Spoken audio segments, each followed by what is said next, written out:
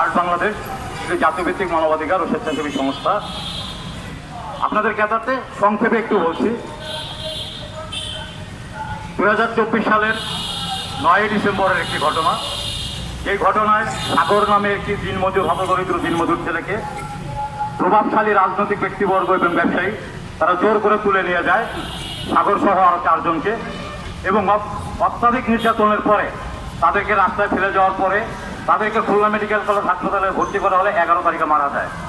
সেই 9 ডিসেম্বরের পর থেকে অদ্যাবধি এই পরিবারটি আদালতে কোনো মামলা করতে পারেনি, থানার থেকেও কোনো পুলিশি সহায়তা পায়নি। এই বিষয়টি নিয়ে মূলত মানবতার ডাকে, মানবতাকে রক্ষা করার জন্য একটি অসহায় পরিবার যাতে বিচার পায়, সেই বিচার পাইয়ে দেওয়ার জন্য এই কাজটি করা। এবং এই কাজটি করতে গিয়ে আমরা সরকারের উচ্চ মহলে ডিআইজি রেঞ্জ খুলনা, আইজিপি মহোদয়, স্বরাষ্ট্র সচিব মহোদয় এবং প্রধানমন্ত্রী কার্যালয়ে আমরা চিঠি প্রদান করেছি। গত মাসের 5 তারিখে চিঠি প্রদান করেছি, কিন্তু অদ্যাবধি আমরা কোনো দৃশ্যমান অগ্রগতি দেখতে পাইনি।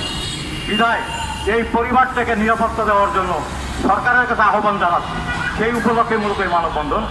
আজকের এই মানববন্ধনে উপস্থিত আছেন হার্ট বাংলাদেশের প্রতিষ্ঠাতা চেয়ারম্যান, দৈনিক গণতন্ত্র পত্রিকার প্রকাশক ও সম্পাদক মাহবুব আলম আব্বাসী। আরও উপস্থিত আছেন মোহাম্মদ মাসুদ হোসেন, সম্পাদক দৈনিক সবুজ বাংলাদেশ।